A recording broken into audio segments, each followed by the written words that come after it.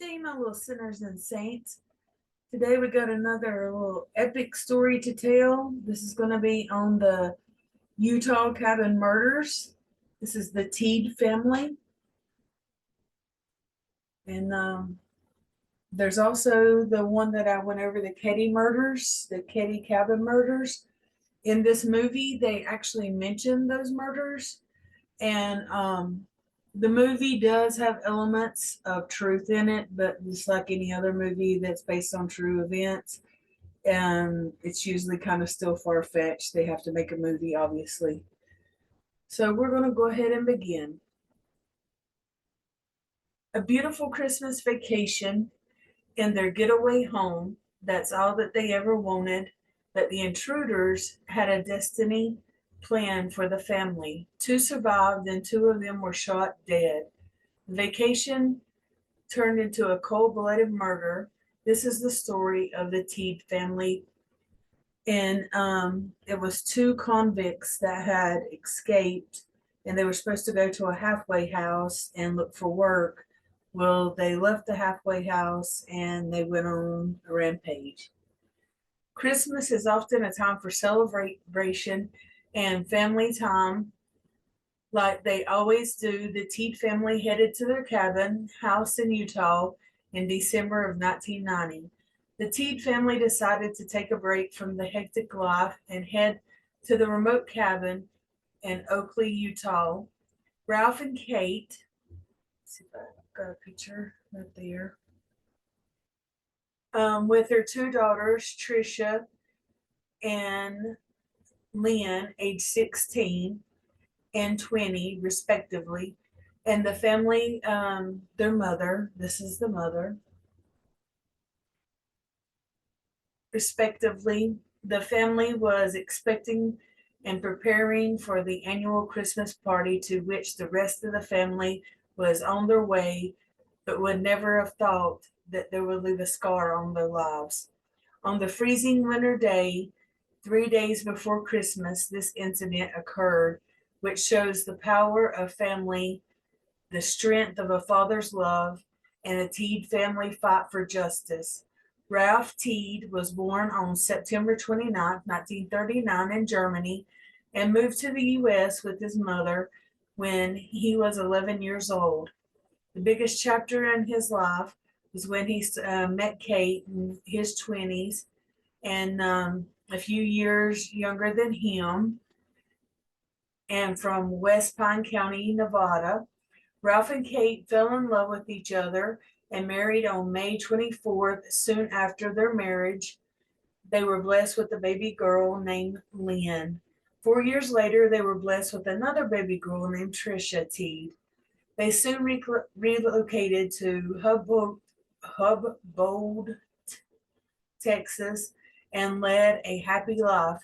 Ralph started a business with his commercial laundry solutions in 1969, and he became very successful in his business and opened up a Skyline Equipment Incorporated. While Ralph was working day and night for his family, Kate was a devoted mother. She would give up anything for her children, and also she became a good friend to them. She was very non judgmental, her personality, and was pure at heart. The one place they regularly visited every year for Christmas was the cabin house in Utah, in a town in which was located in a very small with hardly, it was very small and hardly around 600 people living nearby. At the time, it was 2.5 miles away from the main road and is isolated that way that during the snowy season, during the winter, they would have to use snowmobiles to reach the house. They'd have to leave the car at the bottom of the hill and use snowmobiles to go in and out and go to the store.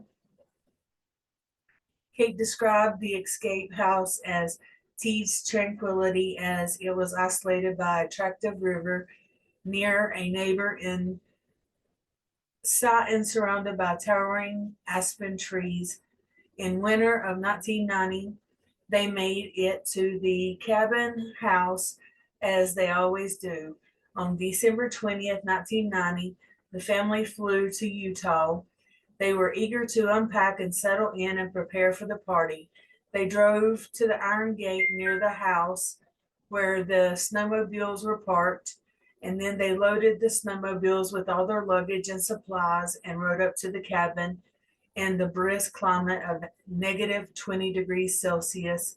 On reaching halfway to the cabin, Kate noticed a man wearing a thin jacket in the cold weather and walking by, and she stopped and asked if he needed any help, only to realize that he was not dressed for the climate. He gave absolutely no response and walked away. The following day, after settling into the house, Kate told Ralph about the man that she had encountered and was concerned about him. Kate insisted on keeping the gun with him as the man didn't belong in this area and was really strange. Ralph can really strange. Ralph consoled her by saying that it was just probably her assumption and everything would be fine. Kate's sisters also tried to convince her by saying crimes are really rare there and had only been one non-fatal shooting in Utah, but Kate was not convinced. And something inside her made her feel suspicious as Kate was holding on to what Ralph had said and finally took the guns and placed them in the snowmobiles. The family then engaged in decorating the house for Christmas, putting up a big tree and stockings. This is the two men, by the way.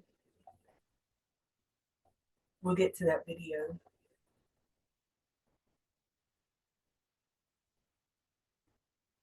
They brought up with them all the spirits. All their spirits were very high and joyful.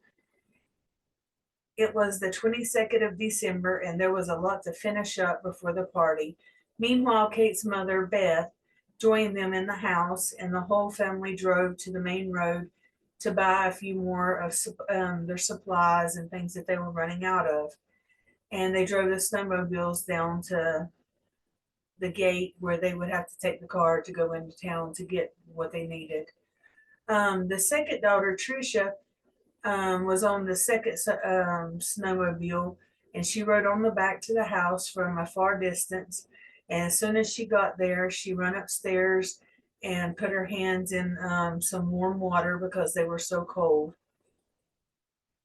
Whenever this daughter and the dad had went out to get some last minute gifts, and so it was the grandmother, the mother, and the other daughter at the house.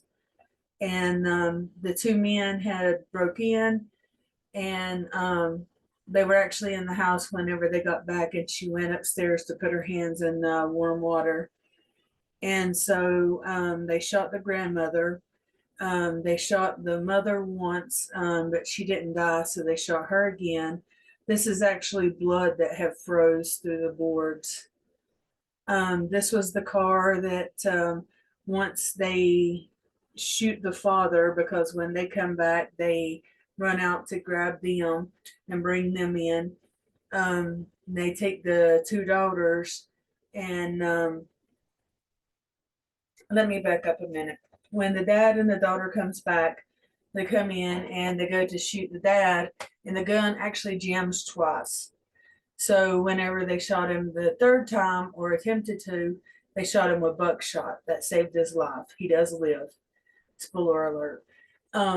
But this is the car that was sitting down at the end of the gate. And they took the two girls and went down there to get the car. And the uncle was supposed to be coming by that day, and there's supposed to be a key under the mat. And there was nobody there, but the vehicle was there. And also, he had made a quick turn and he saw a glimpse of something in a window. And so he called 911, trying to get a hold of people, saying something's not right. So when he did get up to the cabin, the father come running out, and he took him down the road. You know, there was no signal and stuff. So when they did get a signal, he called 911. The robbers actually tried to set the house on fire to get rid of any evidence, and the dad actually had got caught on fire too, on top of everything. And he took his shirt off and still was trying to fight the fire. They took the bodies outside and they tried to put snow on them to hide them or disguise them. This is them getting arrested again. They were chased by the cops for miles. They were doing 90 miles an hour and they had a little shootout. Apparently, nobody got shot. The daughters got out of the car and the two criminals went back to prison. But this was a sad story. There was the grandmother, she got shot right away. Then the mother got shot. The dad got shot, but he survived. In the movie, it shows him getting up and calling 911 from a house phone. I would suggest you watch the movie. It's nothing like the actual story. So I'd suggest you watch the documentary on the actual story and the movie. If you don't have the money to pay for the movie, I will put it in my community tab. Just let me know. I paid for it to watch it. I I spend a lot of money and I spend a lot of time researching these. I know that they're like 10 and 15 minutes long, but I do spend a lot of time. And I found it to be easier just to learn everything and speak versus trying to read it. So if you have any issues on wanting to watch the movie, just let me know and I'll put it in my community tab and you can watch it for free. Please like and share, comment, rebuttal, anything that you would like to do. Just be nice in the comments. If you're nice, I'm nice. Thank you. And as always, I will see you later. Brr.